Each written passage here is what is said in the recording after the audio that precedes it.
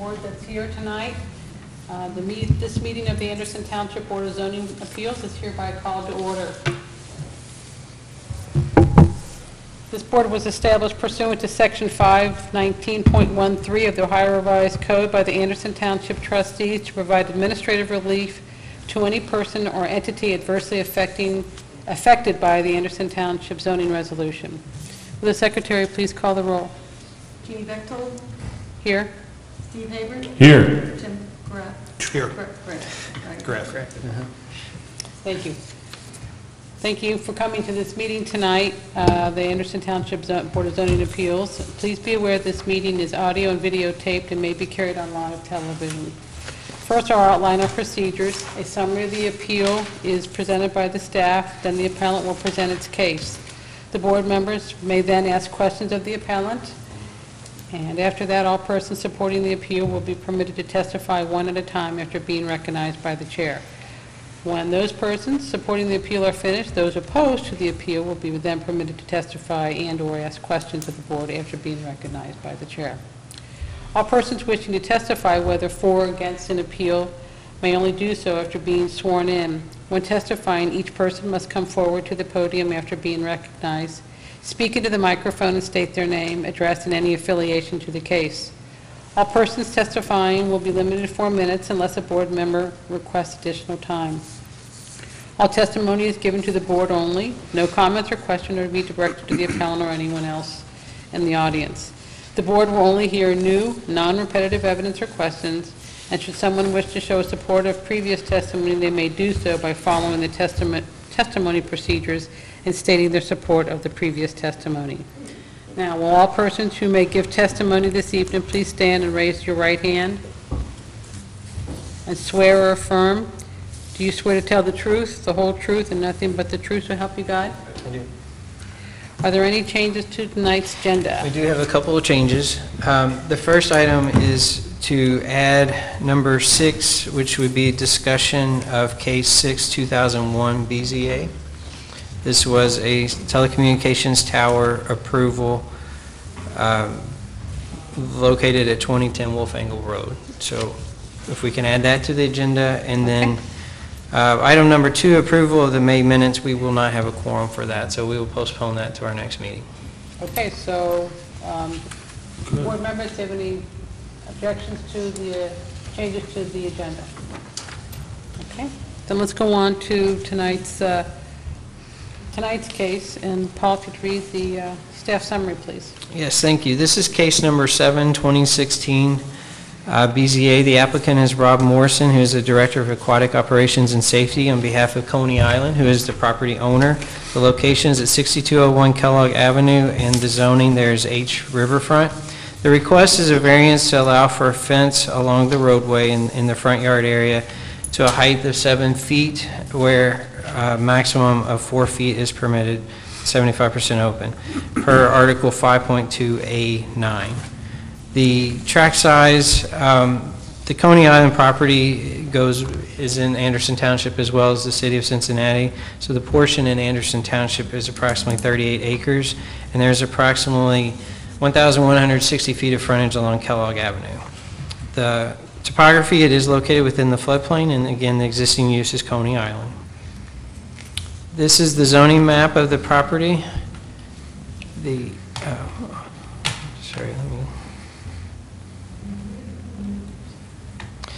So this is one of the sunlight pool is located right here underneath so the green area is zoned H Riverfront. The red areas are zoned retail. A is residence, single family residence, and the blue area is the portion that's located within the city of Cincinnati.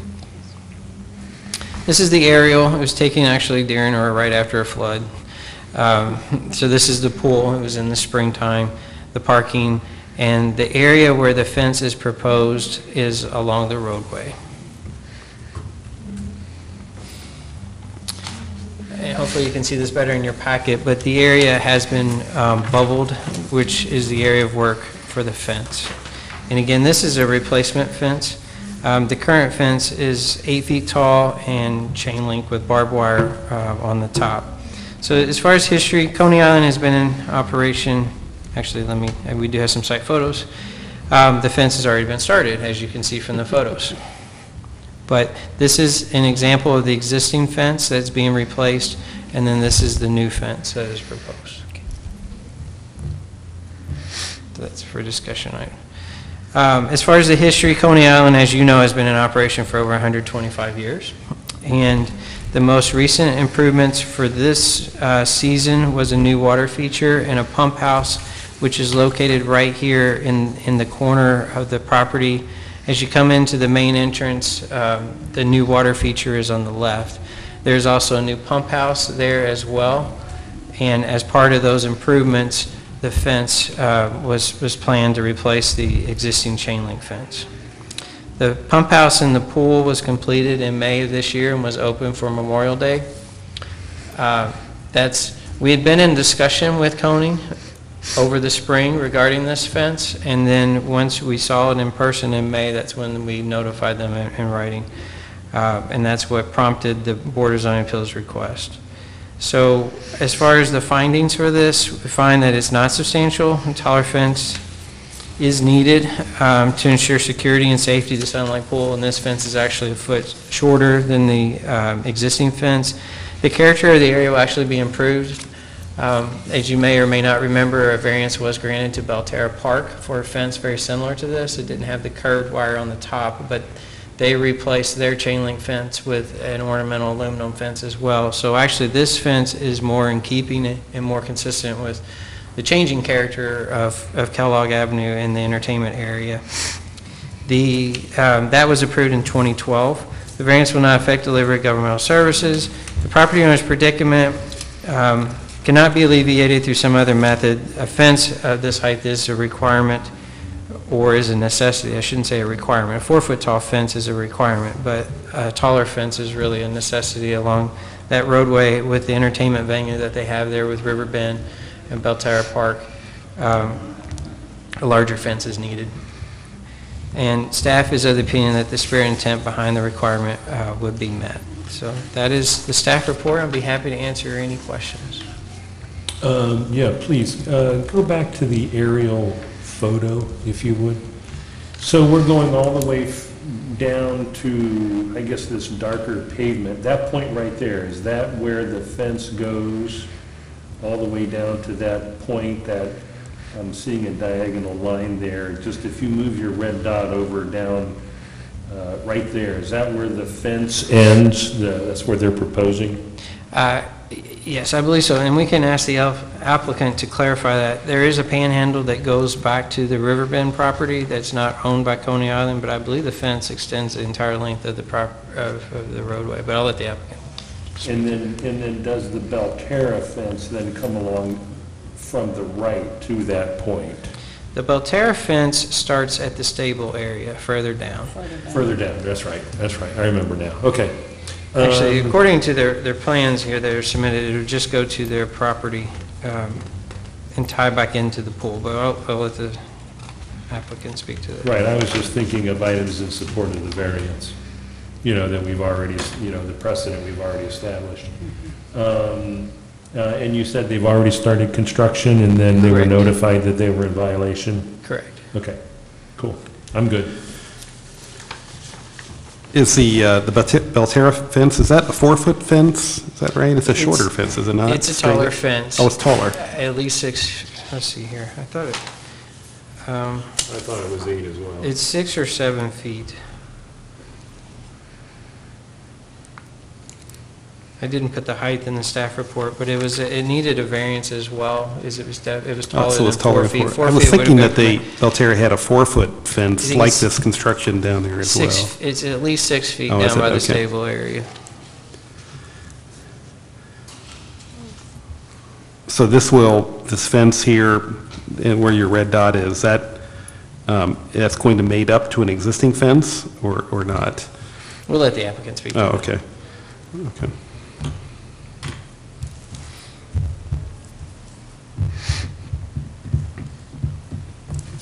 Anything else, gentlemen? Okay. We'll now take testimony from the appellant. So please come to the podium, and Either's fine. either one is fine. State your name and your address and your affiliation to the case. Good evening. My name is Rob Morrison, Director of Operations for Coney Island Amusement Park. I'm a manager of the property and had a lot to do with the project over the winter and spring with the new spray park addition. Coney Island is 6201 Kellogg Avenue, Cincinnati, Ohio 45230. So, based on earlier questions, I just want to make sure that I'm understanding the extent of your fence.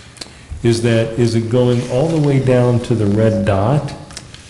Or it looks like it's going something a little shorter? If you see the pump house building, which sits just adjacent to the pool, Okay. you're at gate 5, back up towards the pool to gate 3. Trying to explain. The big white building next to the pool. Big white. This one. Do you have a pointer? Okay. Yes. Oh, I got you. All right, I see with the little blue dot on it there. That's correct. Okay. The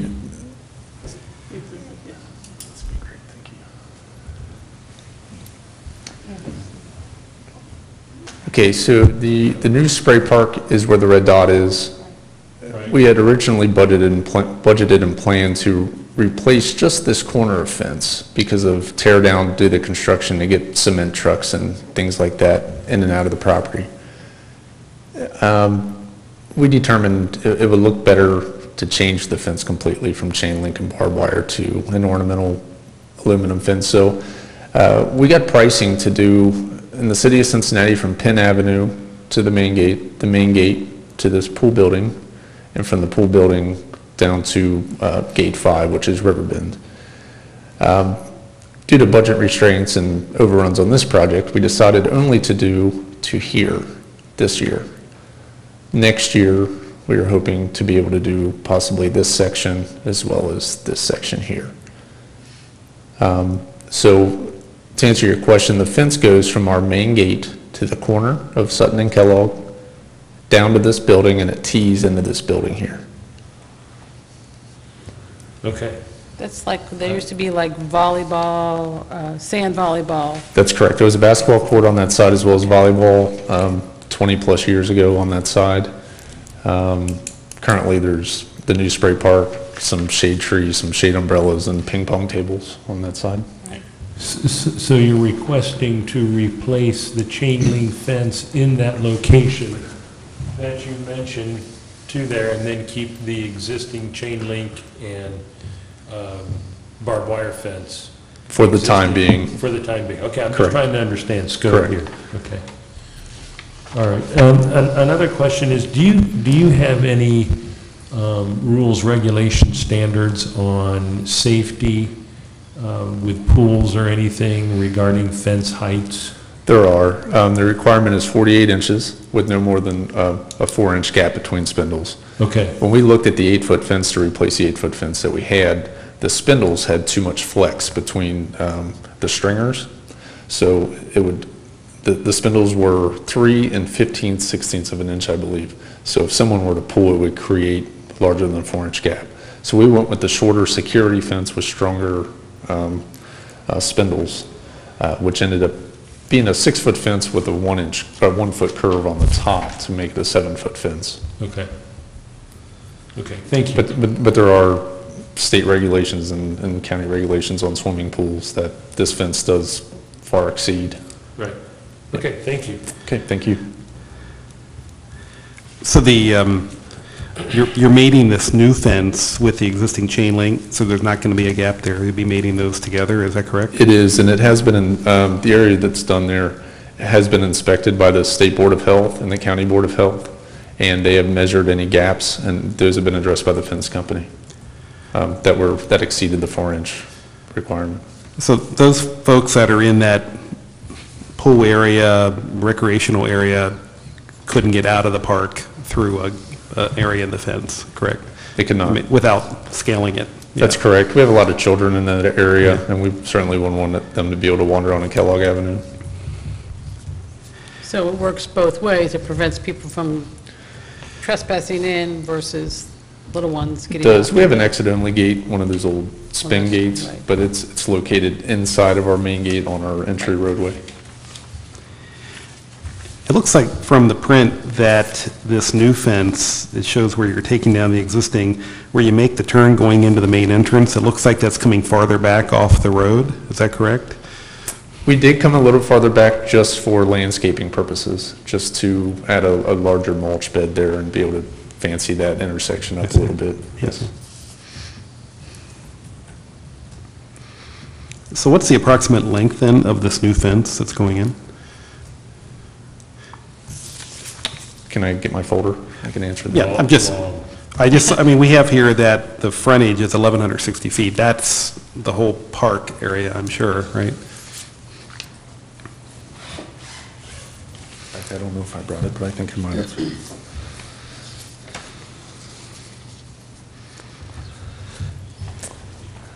Unfortunately, I don't have that information. I want to say it's approximately 500 feet, 450 to 500 feet, if I remember correctly. I quoted a lot of fencing this spring, forgive me, I forget. That's right. I just did want to bring up one, you both bring up very good points. You know, before you tonight is along the pool, but if you do have an intent to extend that the whole length of the property, it probably should be considered by the Board of Zoning Appeals tonight. Our zoning certificates, if they approve it, don't expire, and that would prevent you from having to come back to the board again. So if that is the intent to go the entire length of the roadway, it may be something for the board to consider tonight instead of just what's presented in your plan.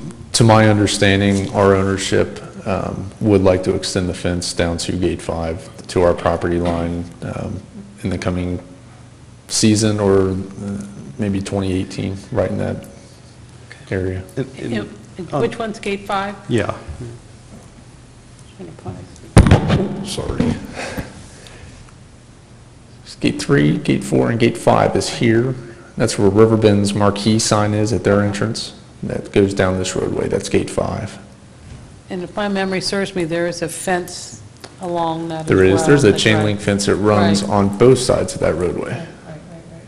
Just like a pedestrian path. And following on that, you also mentioned that you might take it then to the left, to the west. That's to correct. some- And that section is about 900 feet on the Cincinnati side of the park there. The cities. Yeah, that would go from our main gate along Kellogg to Penn Avenue and around to our Gate 1, Gotcha. which is off the map here. Okay, That's a separate jurisdiction then altogether. Right. thank you. We chose not to do that this year, not that it matters to the Anderson folks, but because Cincinnati is going to put a bike path in there, and we kind of want to see how that ends up before we do our fence. So as far as you would go regarding Anderson Township would be that Gate 5. So- Correct. And it would go Nice. essentially in the future in the same place, because I drove by there, and that fence is very close to the road. Yes. I know during an event, security or police let people leave. I guess it's Gate 3 maybe, they come out. There's Gate a 3 is our cone main zone. exit gate. During concerts, we exit out of 3, 4, and 5. So then Riverbend is a separate ownership. It would be, whatever they do doesn't fall under the auspice of Coney, is that correct? That is correct. However, Riverbend doesn't have any parking lots themselves. We do all the parking for Riverbend. So we do manage gates 3 and 4. We do not manage Gate 5, which is just their entrance, but we do hire the police to exit traffic out of that gate during concerts. So as far as, if you would have extended, you would only go as far as Gate 5. It wouldn't be part of Coney to go farther than that. Correct. That would be off of our property line. Right.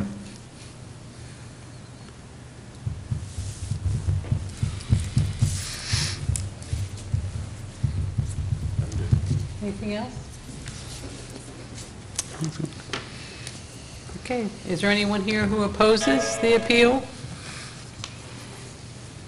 Okay, seeing none. We'll close this public hearing on case number 7, 2016. And the Thank board you. will take Thank this you. under consideration and deliberate this evening after we have a discussion that Paul asked to be added to the agenda. You're welcome to stay if you want. I thought we were going to do the cell tower after deliberation. Okay, you want to deliberate now? That's fine. Yeah, let's go. Okay. Yeah, I understand. Okay. Madam Chair, is that the correct term? Whatever. Whatever. I really appreciate Coney Island coming forward and wanting to do these kinds of improvements. Appreciate their coming to us, having started the project and then putting it in hiatus until we get to our decision tonight. And certainly the construction or status of construction doesn't have anything to do with my position on the variance. I believe this is exactly why this board is created, is to look at situations that are put in the zoning code, that variances that are appropriate for the benefit of the community and the property owner are considered. And I think we've got a number of, I think Paul and staff did a great job in putting this together and letting us know their thoughts about the variance. The letter that Mr. Morrison put together, citing safety, security, floodplain, that the specific fence model that they're looking for is stronger than a standard fence. Curb appeal, which we certainly appreciate. We've got the precedent of Belterra Parks fencing, even though theirs may not be as high as what the appellant is looking for today. We certainly have established a precedence that we are providing variances for height for fences along Kellogg, and that the new fence is replacing an 8-foot chain link barbed wire fence. It's going to look a heck of a lot better and serve their needs. So I'm totally in favor of moving forward and granting this variance. Mr. Kraft? I agree. Yeah, I agree. I think it's a wonderfully aesthetically improvement to the whole area.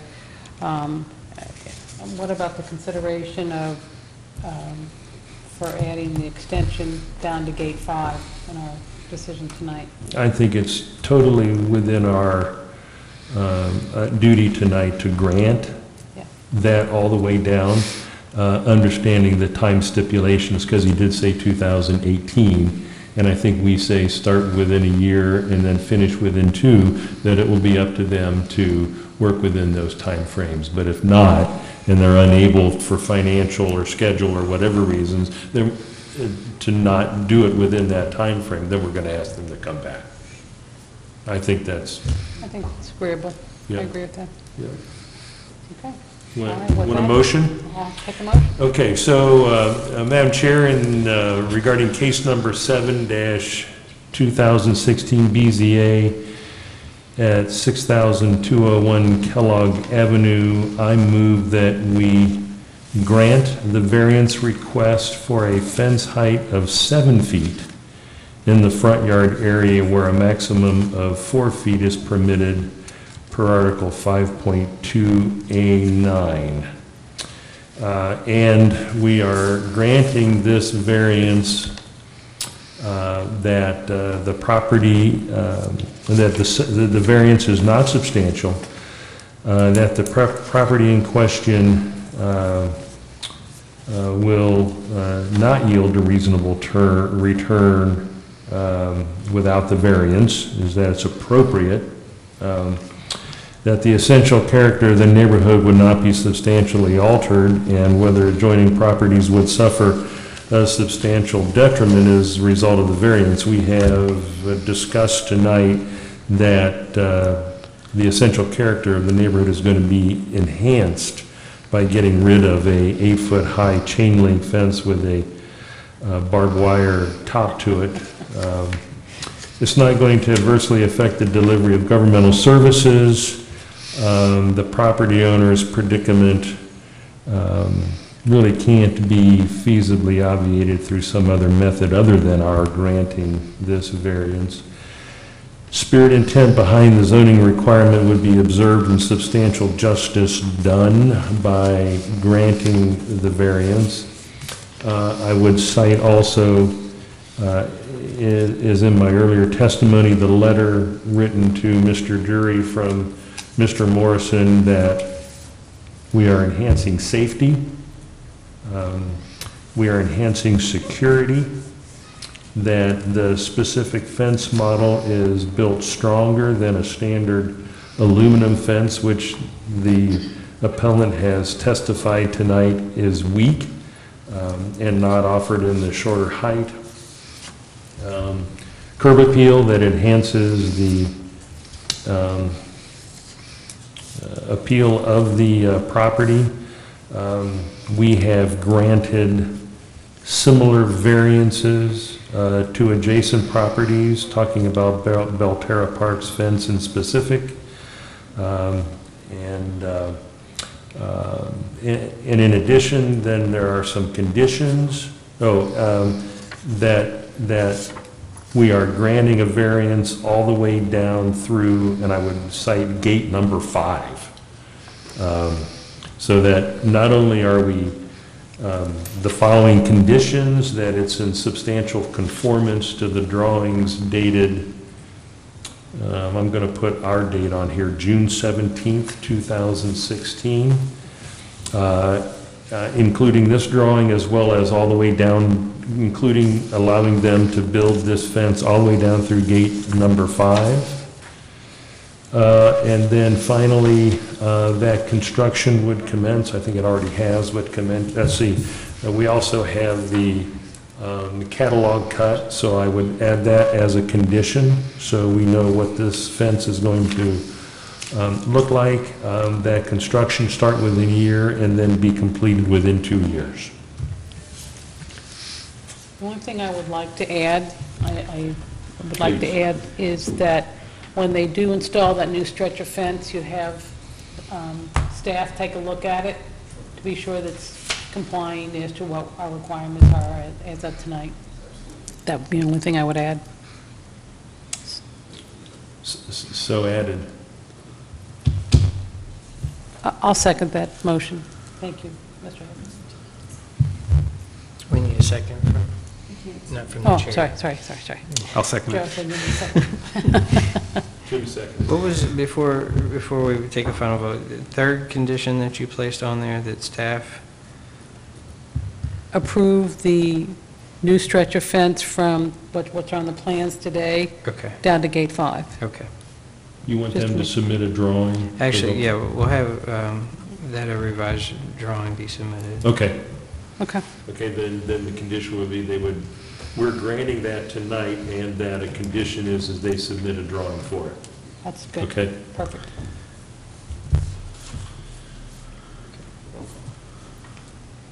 Steve Haber, Aye. Jim Grant, Aye. Jean Bechtold. Aye. Motion carried. Okay. Yep. Okay.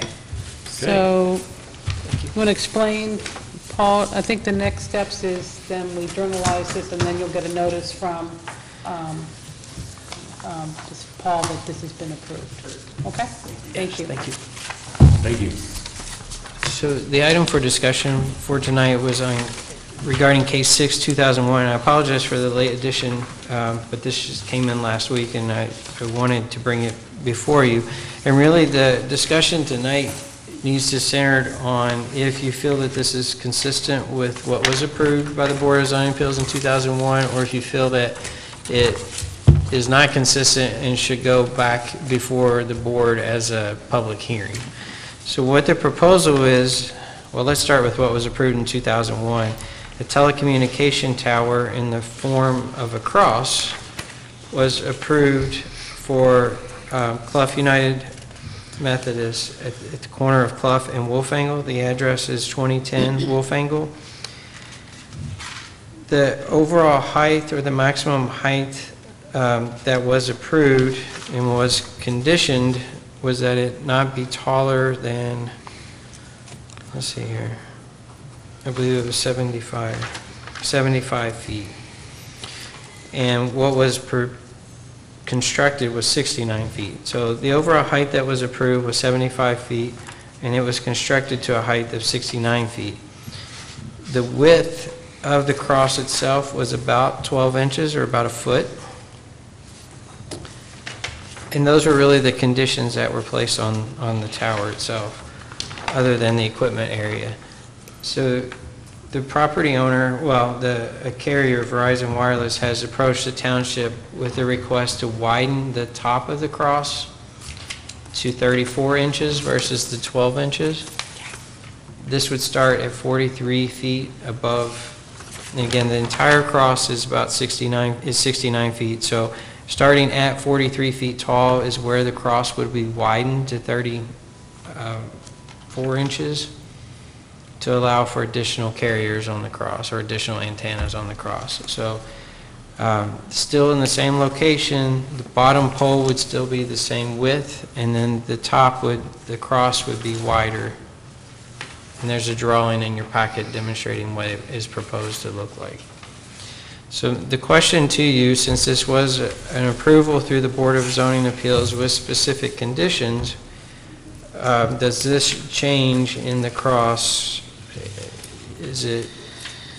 you feel that it's consistent with that approval and that staff can approve it administratively, or do you feel that it is a large enough change that we need to have a public hearing, do the notification, and rehear the case altogether? Well, obviously, I wasn't here then, I don't know about anybody else, but... I don't think anyone was, actually. Okay, were you? I was, yes. Okay. Well, no, I'm sorry, I came in 2002, so no, I wasn't here Okay, either. I guess so. The only thing I'm thinking usually with these cell towers is input from the community. And I'm wondering if, can we do this similar discussion and get input, send public notice out to the residents nearby and see if they would have an issue with it? I know that's... Well, so what the process traditionally is in residential areas, if we receive notice, from an applicant, a provider, a telecommunications provider, of their intent to construct a tower in residential areas, we notify property owners, Yeah. and if there is opposition, then we bring it before the Board of Zoning Appeals. And historically, even if we didn't hear from the neighbors, the township requested a public hearing. This is different somewhat because it is already approved through the Board of Zoning Appeals. It's just a slight modification. So yes, that is my question, whether you feel that this is a big enough change, or if it's, but that would be the normal process, you're right. I don't have an objection to what they're trying to do. I think it's even a kind of a creative way to add the antennas and amplify. I think it seems like rather than being one large cross, there's a smaller cross on a pole. And we're not changing the use. It's still a cross with an antenna really made to look like a cross. And to me, I don't have a problem with what they're trying to do. I don't think we need to have a hearing on it, but piggybacking on what Jeannie was saying is if they start doing, I think does there need to be something procedural here such that we've looked at it, we make a motion that says, no, they don't need to do anything, such that if a neighbor should come and call you and say, hey, they're doing something with this cross, that you guys aren't hanging out there. It's kind of what I was thinking. Yes, that's what we're asking for, guidance. I don't know that we need an official vote, but we would include it in our minutes that this was discussed and this was the consensus of the board. So, Paul, the original was how wide at the top? Yeah, how wide was that? 43, at the 43-foot mark, it's currently a foot wide, and now they want to make it 34? Yes, and let me just Well, verify. that doesn't make any sense based It on looks the like it drawing. actually gets more narrow as it goes. If the Am I pole's 12 missing something inches, they're somewhere? looking at something that may be 18 inches wide. It seems that this Verizon drawing isn't drawn to scale. If it's actually 12 inches now, that 34 doesn't look right. It looks like it's more like 20 inches, and it goes to 34. 34 inches. Well, they're talking 34-inch diameter Oh, by Oh. 18 feet wide. 18 cross inches. arm. So it's 18 inches. 30, well, no, it's 18 feet Is it wide. not? Oh, you're right, I'm sorry. Okay, So so what's the current? 34 How significant? I measured the current at 12. So circumference is equal to Current 5 times 12. diameter. So 34 divided by 3.1415. 12 inches. I got 11 inches. 11 inches circumference. Really? 34 inch?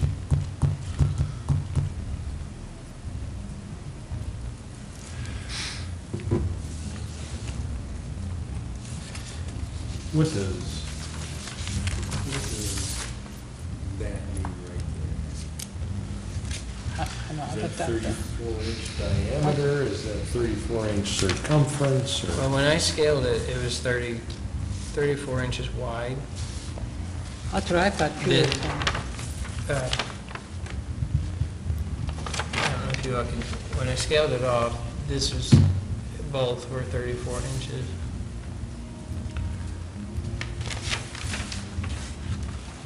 So what's this, so that would be at the 50. So they're more concerned about if we're worried about the height versus making it wider. But they're not original- changing the height. They're not changing the They're height. just so- changing- And that was, one of the original conditions was that it not exceed 75 feet, and they're not increasing the height. The original BZA decision didn't say anything about the width. They're just tagging on to what's there now.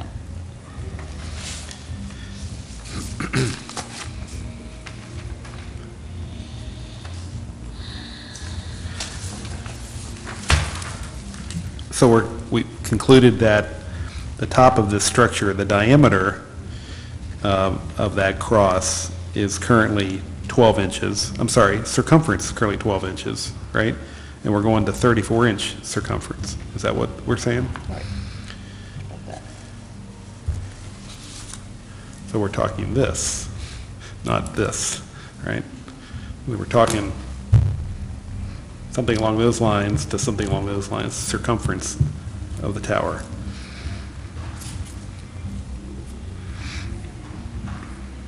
Yeah, but with the 34-inch circumference, the diameter only ends up being a little bit less than 11 inches.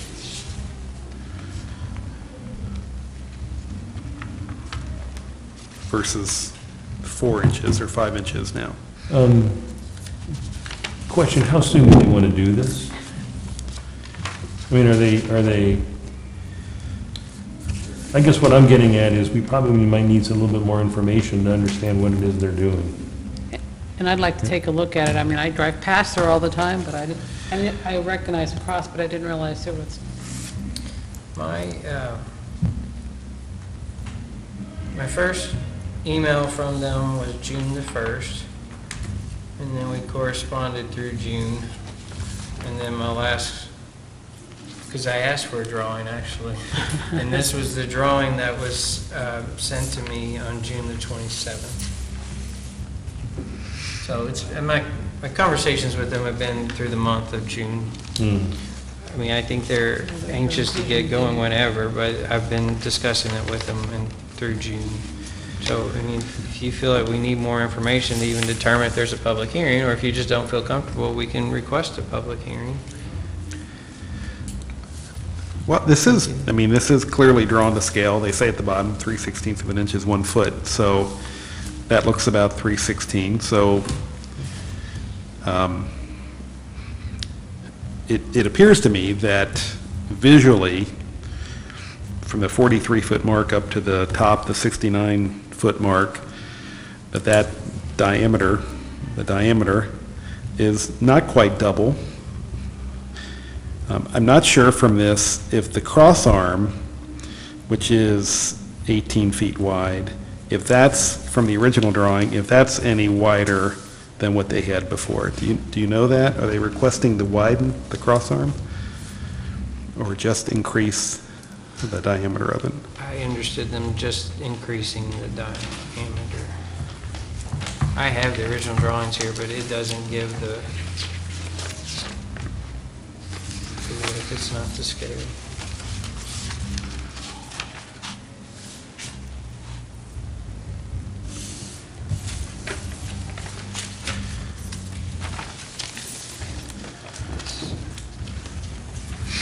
Well,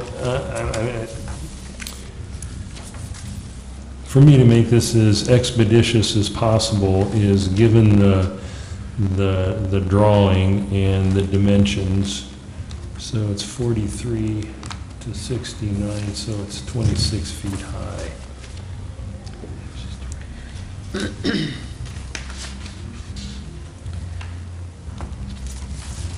And what are these? What are these bump outs inside the, Those are the antennas, but they would be inside. so they would not be visible from Correct. the exterior? Are they adding the one at the top, or are they just wanting to put more space Most to add? of the towers that we've been seeing here lately, all of the providers are updating their antennas. Okay. So I don't know that for sure because he didn't say that in his email, but my guess is they were updating the existing antenna and adding two Didn't more. fit. But we've been seeing that trend. That all the towers are upgrading their antennas. I think I'm going to go back to where I started, is I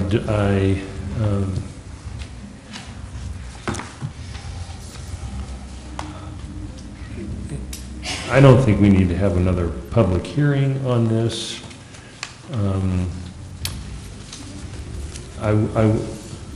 Because they're saying that the tower height is no higher than what was granted before, I would want the cross arm to be no longer than the existing cross arm. Right. Because I don't know what that is, so, I mean, otherwise, they're making a cross on top of a cross, and from my point of view, I don't need to have I don't have a need to have another public hearing on this. This just, I think we just give you some guidance and some stipulations or something, and we can make that in a motion or whatever, so that you guys are covered with what you guys are doing, and you feel comfortable with it. Yeah, I'm inclined to agree as long as it stays within what they've submitted to you, because there's a revision on this plan issued for zoning of 6/8 of 16 from Verizon, that's WireNet.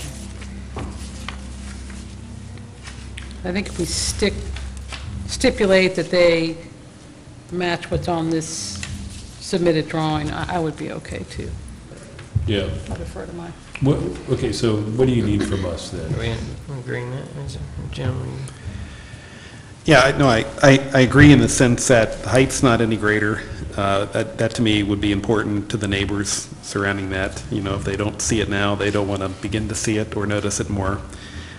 It looks to me that, seeing the scale here, that, you know, to the 40, you know, 2/3 high up, you know, you have basically a foot diameter pole, and it looks to me from the drawing that it probably turns into a 2-foot diameter pole at that point. So it seems to me that the height is not changing.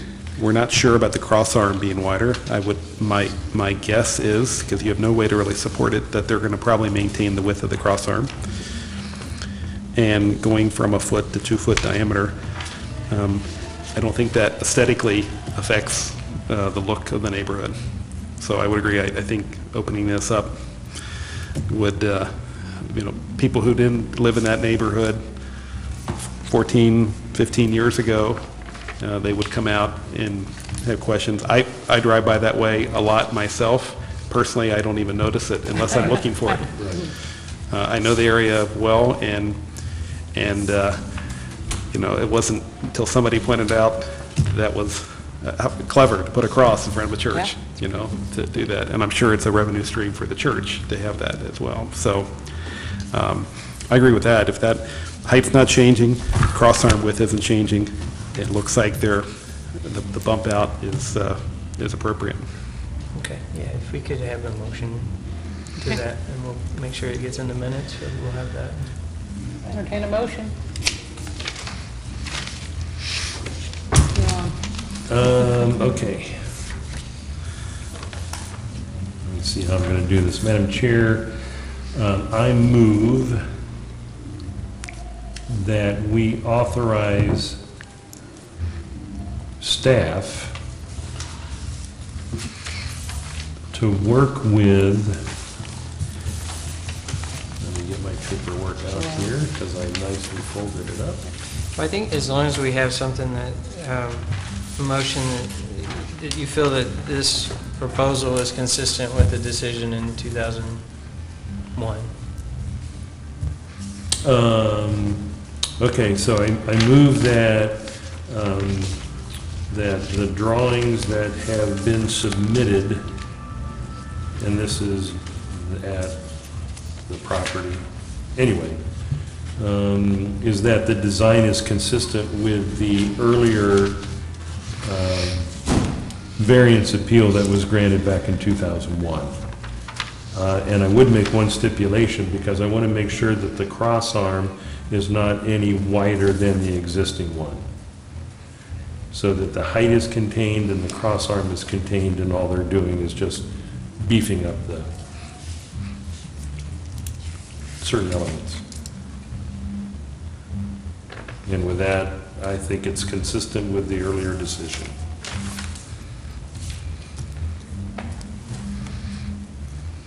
I second that. We have roll call, please. Steve Haver, Aye. Jim Graff, Aye. Jean Bexel. Aye. Okay, thank you all. Okay, thank you.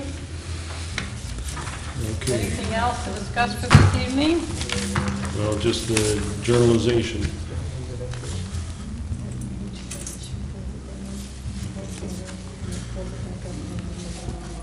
So we'll go, Been a while. that's okay. So we'll go off the record until this is ready We'll to go. take a recess. Yep.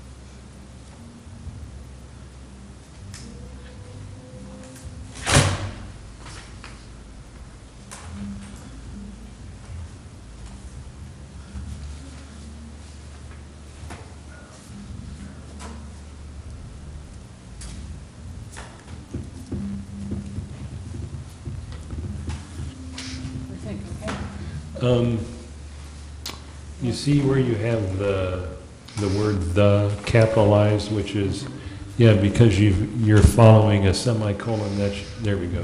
Perfect.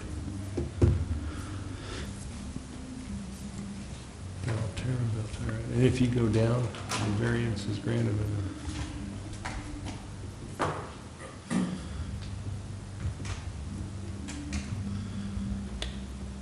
Well,